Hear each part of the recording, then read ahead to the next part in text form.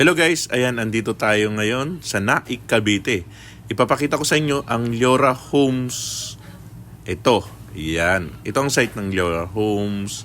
Then, ito naman ang kanilang model house. Ayan. Amora model, 50 square meter at ang floor area is 44 square meter. 2-story townhouse. Ayan, may parking po tayo at provision po tayo ng 2 bedroom, 1 toilet and bath. Ayan po.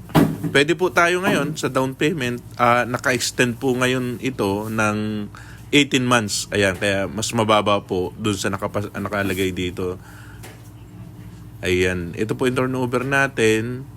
Then, sa 30 years po, 13,564 sa inner lot ang ating monthly amortization. 2.5 po ang ating TCP. Ito po yung toilet and bath.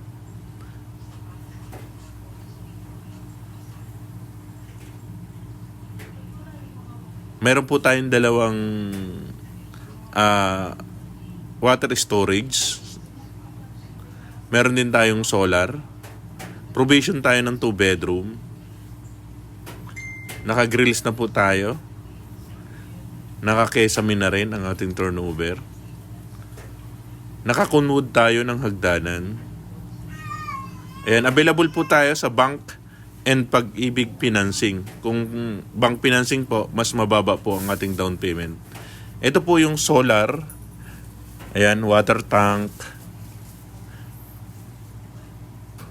At ito naman po yung ating site. Okay? PM lang po kayo para ma-tripping ko po kayo. Salamat po at paki-subscribe po ng ating channel. Murang Bahay TV. Ayan, para tuloy-tuloy po ang update natin. Thank you po.